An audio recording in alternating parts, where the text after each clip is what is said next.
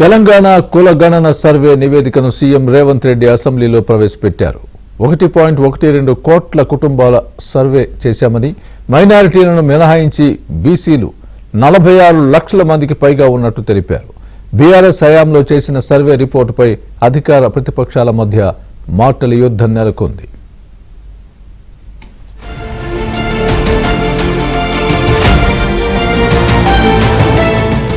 సామాజిక, ఆర్థిక, ఉపాధి, విద్య, రాజకీయ కులగణన సర్వే నివేదికను తెలంగాణ సీఎం రేవంత్ రెడ్డి అసెంబ్లీలో ప్రవేశపెట్టారు. నివేదికలోని అంశాలను సీఎం వివరించారు. తెలంగాణలో సమగ్ర ఇంటింట కులగణన సర్వే చేయాలని 2024 ఫిబ్రవరిలో నిర్ణయం తీసుకున్నామన్నారు. కర్ణాటక, బీహార్ సహా వివిధ రాష్ట్రాల్లో జరిగిన సర్వేలను క్షుణ్ణంగా అధ్యయనం చేశామన్నారు. దాదాపు 50 రోజుల పాటు గ్రామాల్లో 66.39 లక్షల కుటుంబాలు, పట్టణాల్లో 45.15 లక్షల కుటుంబాల్లో సర్వే నిర్వహించామన్నారు. తెలంగాణ వ్యాప్తంగా మొత్తం 1.12 కోట్ల కుటుంబాల వివరాలను సర్వే చేశామని తెలిపారు.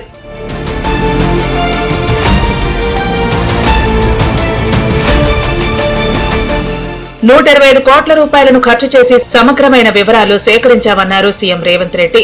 సర్వే ప్రకారం ఎస్సీలు 61,84,319 మంది కాగా 17.43% ఉన్నారన్నారు. ఇక బీసీల్లో ముస్లిం మైనార్టీలను మినహాయించి 1,64,09,179 మంది 46.25% ఉండటంతో పాటు ముస్లిం మైనార్టీల్లో బీసీలు 35,76,588 మంది ఉండగా 10.08% ఉన్నారన్నారు. ఇక ముస్లిం మైనార్టీలను మినహాయించిన ఓసీలు 47,21,118 మందితో 13.31% ఉన్నట్లు సీఎం రేవంత్ తెలిపారు. ముస్లిం మైనార్టీల్లో ఓసీలు 8,80,424 మంది 2.48% ఉన్నారన్నారు. ఎస్టీలు 37,05,929 మంది 10.45% ఉన్నారని, కుల సర్వే నివేదికను సంక్షేమ విధానాల తయారీకి వాడతామన్నారు. ముస్లిం మైనారిటీలో ఉన్న బీసీలను కలుపుకుంటే మన రాష్ట్రంలో మొత్తం బీసీలు 56.33% ఉంది అధ్యక్ష. రాష్ట్రంలో ఈరోజు ప్రభుత్వం అమలు చేస్తున్న బీసీ రిజర్వేషన్లు ABCDE ఈ అన్ని గ్రూపులలో 56.33% ఈరోజు బీసీ జనాభా ఉన్నదని చెప్పి నివేదిక మనకు తెలుపుతున్నది అధ్యక్ష.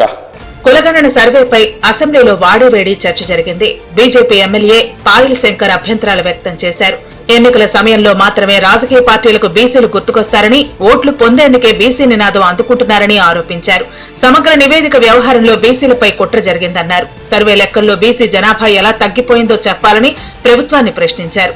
మాకు అనుమానం వచ్చే విధంగా కుట్ర జరిగినట్టు అనిపిస్తున్నది అధ్యక్ష. వెనకబడ్డ కులాలలో కొంత అవేర్నెస్ తక్కువ ఉంటుంది. మేము ఫ్యామిలీ ప్లానింగ్ కొంచెం తక్కువనే వెళ్తాం. మా ఇంట్లో 2 పిల్లలు, 3 పిల్లలు, 4 పిల్లలు ఉంటారు అధ్యక్ష.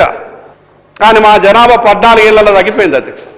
అంటే 14 సంవత్సరాల నుంచి కాపురాలే జరుగుతలేవా? ఆ కుటుంబాలలో పిల్లలే ఉడతలేరా?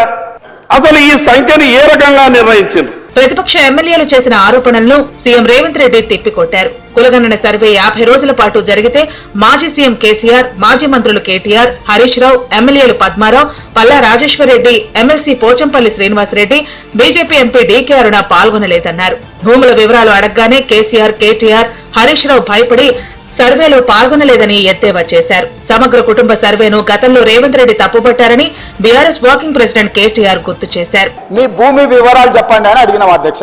ఒక్క దెబ్బకే చంద్రశేఖరరావు గారు, తారక రామారావు గారు, హరీష్ రావు గారు వీళ్ళందరూ ఎవరు సమాచారమే ఇవ్వలేరు అధ్యక్ష.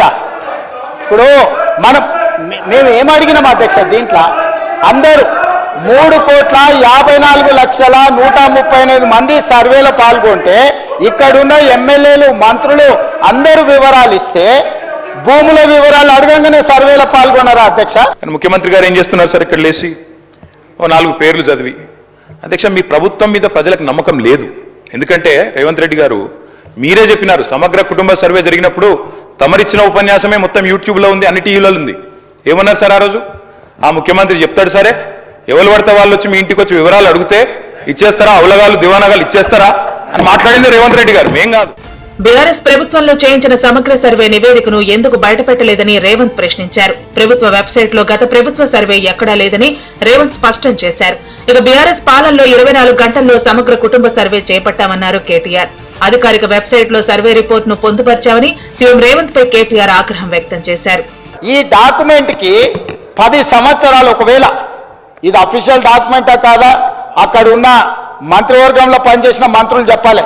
పెద్దలు శ్రీనివాస్ యాదవ్ గారు చెప్పినా నాకు అభ్యంతరం లేదు, లేకపోతే ఆ పక్కన హరీష్ రావు గారు, తారక రామారావు గారు ఇది అఫీషియల్ డాక్యుమెంట్, ప్రభుత్వ నివేదిక అని ఒకవేళ వాళ్ళు చెబితే దీని మీద చర్చ చేద్దాం అధ్యక్ష.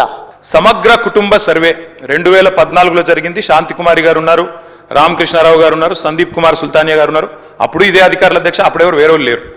సమగ్ర కుటుంబ survey, I'm saying this on record, I worked as a minister for 9.5 years. Yes, చేసింది మొత్తం ప్రభుత్వ అధికారులే, చేపించింది ప్రభుత్వమే.